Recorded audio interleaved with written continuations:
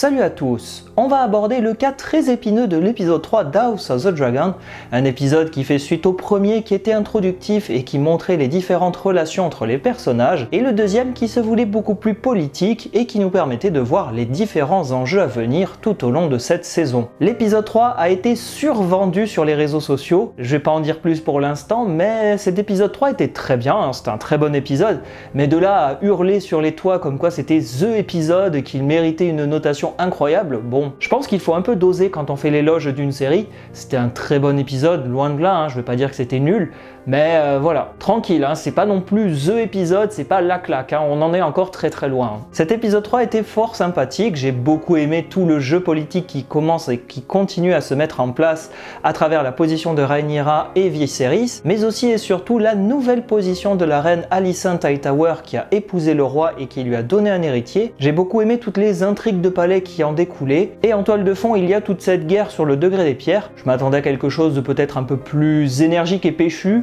ça a été le cas, mais voilà, je m'attendais à plus quand même. Hein. Malgré cette semi-déception, je n'ai rien à dire sur les effets spéciaux, les décors, les acteurs, la musique, c'est toujours au top, et HBO montre qu'ils savent bien entendu faire quelque chose de crédible et cohérent à l'écran pour donner naissance à un univers, mais j'aime beaucoup le fait que les personnages mettent encore plus en avant leurs emblèmes, que ça soit le lion Lannister qu'on voit clairement sur le blason du personnage, mais aussi le dragon Targaryen ou la grande tour des Hightower. On arrive à plus facilement reconnaître les familles, et ça c'était la volonté de J.R.R. Martin, donc là aussi de la pure continuité avec des codes couleurs, mais aussi et surtout des personnalités qui leur sont propres. HBO arrive à manier à la fois l'épée mais aussi la parole, et c'est une très bonne chose pour cet épisode qui est dans la pure tradition des précédents et qui va même un petit peu plus loin dans la relation entre les personnages. J'ai aussi conscience que vous avez été plusieurs à me dire que je spoilais éventuellement le devenir des personnages, je vais donc en rester à un pur travail de constatation et ne pas spéculer. C'est vrai que ma langue peut fourcher quand tu as lu les livres, c'est un peu plus facile de deviner et d'être déçu par telle ou telle chose, donc voilà, j'ai bien conscience que j'ai du travail à faire là-dessus et je vais essayer dans la partie spoiler de ne pas trop en dévoiler. Je vais donc faire deux parties distinctes, une première consacrée à Rhaenyra et tout ce qui gravite autour d'elle, et une autre qui sera un peu plus courte, consacrée quant à elle à la guerre sur les degrés des pierres avec Daemon et Corlys Velaryon. Port-Réal est en joie, le roi et la reine viennent d'avoir un nouvel héritier, le petit Aegon, qui est appelé Aegon deuxième du nom, pour un petit peu aller sur le terrain de la rivalité avec Rhaenyra, qui est l'héritière légitime et la successeur désignée par le roi, et tout l'épisode va être axé autour de cette rivalité entre le clan naissant d'Aegon, mais aussi et surtout l'autre clan qui est plutôt propre à la princesse Rhaenyra, qui se trouve un petit peu seule quand même dans ce cas-là, même si on va le voir tout au long de cet épisode 3, certains personnages vont essayer de faire pencher la balance en leur faveur, ou bien essayer de critiquer un autre camp afin de le dévaloriser. Avec la naissance du jeune petit Aegon, Rhaenyra est complètement esselée et elle se retrouve dans une situation assez délicate. J'aime beaucoup aussi toute la symbolique autour de la princesse qui se retrouve seule sous le baras sacré à lire des histoires avec un barde, alors qu'avant il y avait son amie Alicent qui était à côté d'elle pour lui raconter des histoires, et il y avait toute cette complicité là entre les deux jeunes filles, chose qui a été totalement fracturée avec le mariage entre Alicent et Viserys. Cette séquence était fort sympathique et j'ai beaucoup aimé le petit clin d'œil, mais alors là c'était carrément un doigt mis dessus, avec le barde qui s'appelle Samwell. Effectivement, je pense que c'est un gros clin d'œil à Samwell Tarly qui raconte entre guillemets l'histoire de A Song of Ice and Fire dans Game of Thrones, parce qu'il y a toute une théorie qui disait à l'époque de Game of Thrones que c'était Samwell Tarly qui racontait l'histoire de Game of Thrones, notamment avec le fait que le générique de GOT s'ouvrait sur une carte avec tout l'aspect circulaire un petit peu de cette carte, avec le soleil qui était représenté par un astrolabe. Et bien ce soleil, on le retrouvait dans la citadelle de Villevieille où les maîtres étaient formés, et cela était avancé pour dire que c'était Sam le narrateur de l'histoire. En plus, j'aime beaucoup le fait qu'il parle d'une princesse qui est partie avec son peuple, encore une référence évidente à la princesse Nymeria, pour raccorder encore plus Rhaenyra à son rôle et au fait qu'elle est plus ou moins le miroir d'Arya dans Game of Thrones. Et tout le jeu politique va être mis en place lors de cette chasse aux cerfs, qui est une très bonne chose parce que ça permet de voir un petit peu toute l'oisiveté qu'il y avait au Moyen-Âge avec cette chasse où le roi et sa cour se déplacent, et il y a vraiment une mini-ville dans la ville qui est présente avec toutes les tentes, on voit les échansons, les bouchers, les chasseurs, les guerriers, les soldats, les gardes royaux, on voit tout ce petit monde qui gravite autour du roi, et j'aime beaucoup toute cette symbolique avec les femmes qui qui vont parler de leur côté de la politique et qui demandent un petit peu leur avis à Rhaenyra parce qu'elle est l'héritière légitime et qu'elle devrait s'intéresser à la politique, et à côté Alicent qui reste plutôt dans une certaine passivité. Toute cette séquence est l'occasion de rencontrer de nouveaux personnages, notamment ce membre de la famille Fort qui est un boiteux, mais aussi et surtout les jumeaux Lannister, qui, petit fait amusant, sont joués tous les deux par un acteur qui avait joué dans la première saison de Game of Thrones et qui jouait l'écuyer de Jon Arryn. Comme quoi, entre Game of Thrones et House of the Dragon, il n'y a qu'un pas. Tous ces personnages vont graviter autour de Rhaenyra, et j'aime beaucoup le symbolique du lion Lannister qui est avancé, le personnage qui va mettre en avant sa richesse et sa grande forteresse pour essayer de séduire Rhaenyra en lui disant que certes, elle ne sera peut-être pas finalement reine, mais elle sera quand même la dame de Castral Rock, et cette alliance conclue entre les Lannister et Targaryen permettrait à Rhaenyra d'être utile à son père, mais il faut croire qu'elle n'est absolument pas intéressée et qu'elle préfère attendre. En plus, le lion Lannister n'a pas sa langue dans sa poche, puisqu'il va laisser sous-entendre au roi Viserys qu'il aurait peut-être potentiellement fait le mauvais choix en nommant Rhaenyra comme héritière, et j'aime beaucoup cela parce que on commence un petit peu à laisser sous-entendre qu'il y a deux clans qui se forment, un clan qui est d'accord avec le choix du roi et un autre qui ne l'est absolument pas et qui espère, avec la naissance du jeune petit Aegon, qu'il va changer d'avis et va nommer ce fils comme héritier. Et l'on voit là aussi tout l'agacement du roi qui n'aime pas que ses décisions soient remises en cause. Il a nommé Rhaenyra comme héritière pour une raison et il ne compte pas nommer son fils, même si à un moment il a l'idée à avoir recours à un mariage entre Rhaenyra et le petit Aegon pour essayer de satisfaire les deux camps, et cette idée, je vous la donne en mille, elle est soufflée par qui? La main du roi Otto Hightower, qui a envie encore plus de se placer près du trône et de solidifier toute sa dynastie, avec la reine Alicent qui a épousé le roi et qui lui donne un héritier et qui visiblement est enceinte et qui en attend un autre. Là, il s'agirait de vraiment solidifier toute sa lignée, et en plus, là où c'est subtil, c'est que Otto Hightower, lorsqu'il voit que le roi n'a absolument pas envie de l'écouter et que plus il va forcer, plus il risque de fragiliser son cas, j'aime beaucoup ce côté un peu j'ai de la retenue, ok, on n'en parle plus, je suis allé trop loin, on laisse le sujet de côté et voilà, je plante la graine, l'idée va germer dans votre tête, mais voilà, je veux pas vous forcer. Et ça, c'était très subtil de la part d'Otto Hightower et même du scénariste d'avoir recours à cette idée-là. Ça montre que Otto Hightower est un manipulateur, comme l'était Peter Baelish ou Varys. Il ne faut pas montrer trop de ses cartes pour dévoiler son jeu. Il faut au contraire avancer ses pions subtilement pour ne pas trop fragiliser sa structure. Le jeu d'Otto Hightower est incroyable. Le personnage est un manipulateur. Il est totalement dévoué à ce jeu politique et à son rôle de main du roi. Et j'aime vraiment beaucoup la tournure qu'ils ont donnée au personnage, parce que dans les livres, il n'apparaît pas comme étant aussi manipulateur et calculateur, et là ça va vraiment de pair avec la psychologie qu'ils ont voulu donner au personnage, et l'acteur l'incarne d'une manière absolument incroyable. J'aime aussi cette symbolique où le roi est tout seul en train de boire, et les personnages viennent le voir pour essayer de l'influencer, alors que les autres font la fête. Lui, il est totalement seul, et il aurait aimé être accompagné de quelqu'un. Je pense qu'en fait, secrètement, il aimerait avoir sa fille Rhaenyra près de lui pour la former à tout ce jeu politique, mais il y a encore vraiment beaucoup de conflit entre les personnages, même si c'est sa fille et qu'elle est son héritière officielle, il y a toute cette distance qui est mise entre le roi Viserys qui va passer son temps à festoyer et à boire pour se changer les idées, et à l'inverse sa fille qui s'enfuit avec le garde royal et qui va laisser libre cours à cette fougue qui l'entraîne, avec cette chasse nocturne qui virera un peu entre guillemets au cauchemar, où elle se fera attaquer par un sanglier. Comme son père, Rhaenyra se sent totalement esseulée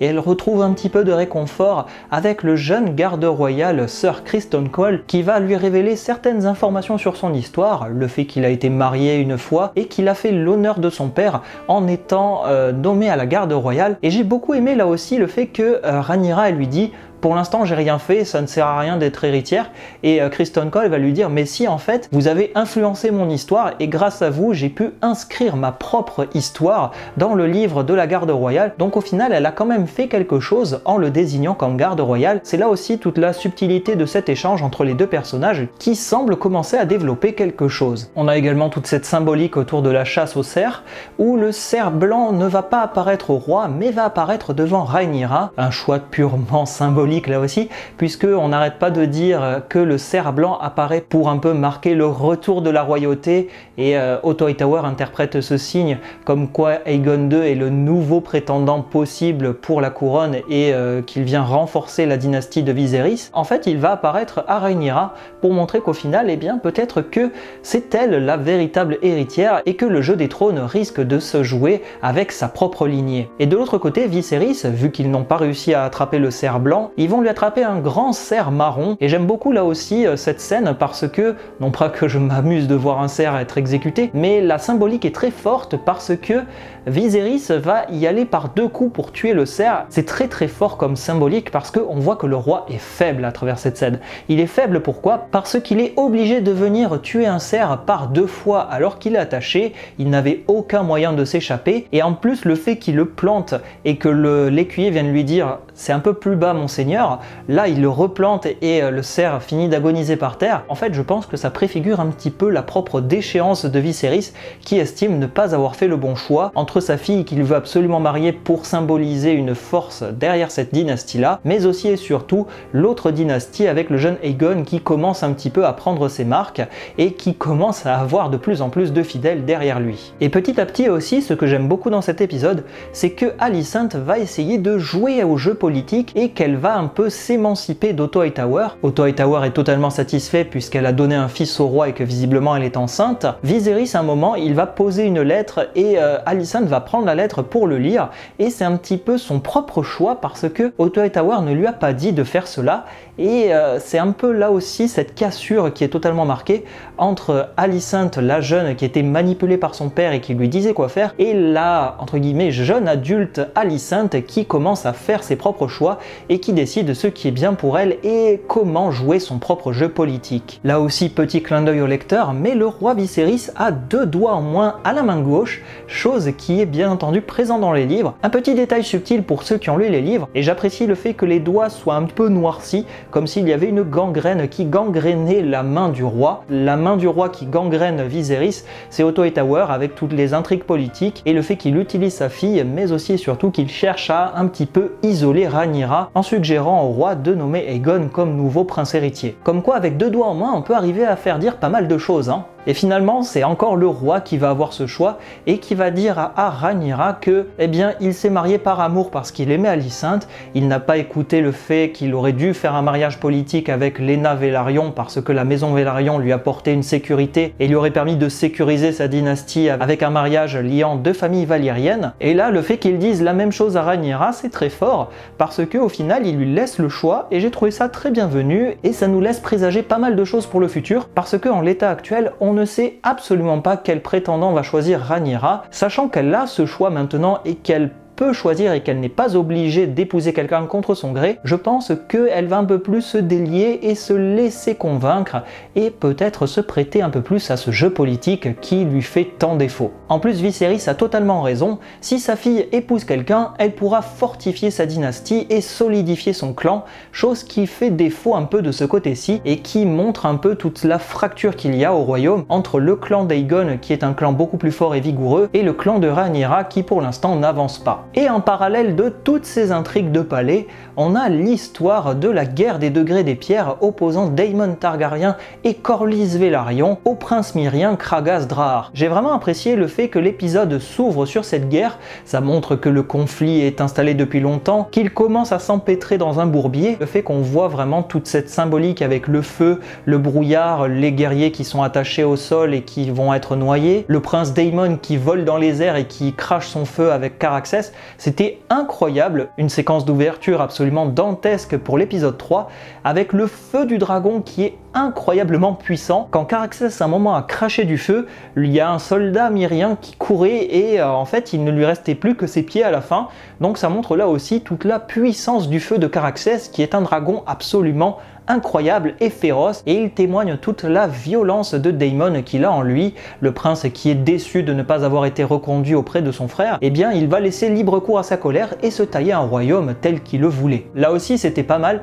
parce que Daemon, il n'est pas là pour faire dans les sentiments, et quand le soldat lui dit allez-y Daemon, je suis là, venez me sauver, et que la patte du dragon vient l'exploser, j'ai trouvé ça très fort parce que Daemon, il n'est pas là pour faire dans les sentiments, il s'en fiche des pertes, peu importe les moyens qui seront mis en œuvre, il a envie d'arriver à son but et de détruire la triarchie. Et j'ai trouvé cette symbolique de la guerre très intéressante où on avait les dragons dehors qui se libéraient et qui crachaient du feu à tout va, les soldats qui se battaient et d'autres qui allaient se cacher dans les cavernes. Ça m'a fait un petit peu penser aux guerres sur les îles qu'on avait pu voir dans la Deuxième Guerre mondiale où le clan américain était confronté à une espèce de guérilla des Japonais qui se battaient depuis des mines et des forteresses sous les montagnes. Et le fait que Kragas Drahar ait recours à ce type de guerre, c'est totalement bienvenu parce que ça laisse sous-entendre que la guerre est installée depuis longtemps, qu'on se bat vraiment intensément pour gagner la moindre parcelle sur les îles, que les soldats vont se cacher dans des cavernes pour attaquer lorsque les dragons sont partis. C'est une technique très connue qui vient là aussi de peut-être l'inspiration dornienne, parce que lors de la première guerre dornienne entre le roi Aegon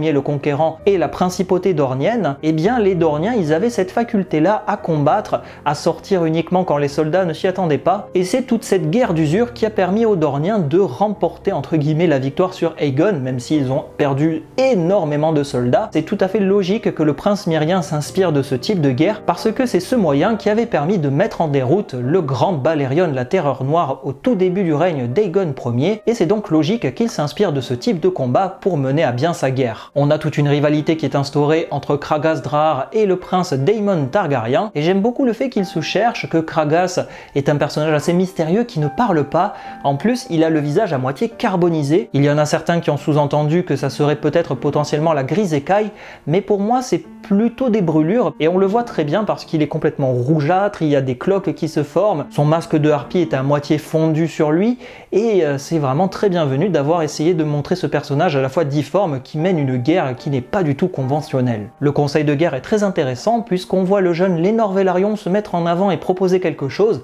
Corlys Velaryon est plutôt là pour écouter ce que son fils a à lui dire, et le frère de Corlys, Vaemond Velaryon, est plutôt dans une dynamique de stopper la guerre et de dire que c'est Daemon qui a déclenché la guerre et qu'il devrait se désengager puisque ça ne sert à rien. Et au final, Daemon laisse éclater sa rage, et j'ai beaucoup aimé cette séquence. En plus, juste avant d'arriver sur le conseil de guerre, on voit des navires Velaryon avec le dragon Caraxès en fond qui déverse leur feu, et des boules de feu qui sont tirées depuis les îles, comme s'il y avait tout un siège qui était ordonné, et c'était vraiment très bienvenu de montrer cela à travers cette guerre d'usure qui dure depuis des années. Et au final, Daemon a un recours à un stratagème absolument incroyable. Il va faire mine de se rendre pour faire sortir Kragas Drahar et tous ses soldats, et une fois qu'il a tiré tous les soldats sur cet immense champ de bataille, il laisse le piège se refermer avec Corlys Velaryon au sol, mais aussi et surtout Laenor Velaryon sur son dragon Fumée des Mers, et j'ai beaucoup aimé ce dragon parce que le design me fait étonnamment penser à ceux de Daenerys Targaryen, donc là aussi c'est très bienvenu. En plus, Laenor Velaryon est heureux de participer à la guerre, et ça permet au personnage d'avoir fait ses preuves sur le dos de son dragon, alors que Daemon s'est déjà lui aussi battu avec son dragon Caraxès, et là en plus Daemon il se bat vraiment comme un démon. Voilà, c'était le jeu de mots que je voulais caler. Non, là vraiment, le fait qu'il se bat sur la plage, qu'il va directement au combat, qu'il cherche l'affrontement avec Kragas Drahar, qu'il prend des flèches, qu'il est blessé, acculé dans une épave, et que tous les soldats viennent derrière, c'était un très beau combat, et ça m'a fait un peu penser à Jon Snow qui va seul au combat contre Ramsay Bolton malgré la pluie de flèches. C'était là aussi un petit parallèle avec cette bataille, c'est d'ailleurs peut-être pour ça que tout le monde s'est extasié en disant que c'était aussi génial que la bataille des bâtards. On va se calmer un peu, la bataille des bâtards, il y avait beaucoup plus de tension. Là, la tension, elle n'était pas vraie parce que je sentais que Daemon n'était absolument pas sincère lorsqu'il a fait mine de se rendre, et c'était pas du tout une surprise de le voir se jeter dans la bataille. Par contre, là où c'était une surprise, c'est que Daemon, eh bien, il va traquer Kragas Drahar dans les cavernes, et bien, il n'y a pas de combat. Alors oui, je sais, dans les livres, le duel entre Kragas Drahar et Daemon est très rapidement expédié. On sait juste qu'ils se sont affrontés en duel et que Daemon a coupé la tête de Kragas. Bon là, c'est différent, il lui a coupé carrément la moitié du torse, il le tient par la main, donc vraiment, si c'est la maladie de la grise écaille, ben Daemon, désolé pour toi, mais tu vas l'avoir aussi. Donc non, pour moi, Kragas Drahar, il n'avait pas la grise écaille, mais plutôt des brûlures. C'est pas très gênant. Par contre, effectivement, j'aurais quand même apprécié avoir ce duel, mais voilà, je pense que, vu la matière, ils auraient pu inventer un dialogue et peut-être potentiellement un duel entre Daemon et Kragas Drahar. Le personnage personnage n'a prononcé aucune phrase, il est énigmatique, il disparaît aussi vite qu'il est apparu. Un peu déçu sur ce côté-ci, mais bon, vu que le livre est aussi expéditif sur le duel, je ne vais donc pas trop critiquer ce choix de ne pas avoir montré ce duel. Et l'épisode se conclut sur cette victoire et en appellera peut-être d'autres dans le prochain épisode. En tout cas, c'était un épisode 3 très intéressant, découpé en deux temps, un premier sur la guerre des degrés des pierres et le second beaucoup plus politique, avec tout le jeu des trônes qui gravite autour de Viserys et de ses choix pour nommer un futur héritier. On verra bien ce que l'épisode 4 nous réservera, mais pour l'instant, on en est pratiquement au tiers de la saison, et franchement, en termes de réalisme, de suivi des livres et de respect de l'œuvre, pour l'instant, je vais pas dire que c'est un sans faute, mais presque. En tout cas, une chose est sûre, si House of the Dragon maintient un tel niveau jusqu'à la fin, ça va être épique et je pense qu'on a là le digne successeur de Game of Thrones. N'hésitez pas à me dire ce que vous en avez pensé dans les commentaires, si vous trouvez que c'est un épisode incroyable ou au contraire un bon épisode, et on se dit à très bientôt pour d'autres explorations de Westeros et Essos. Salut à vous!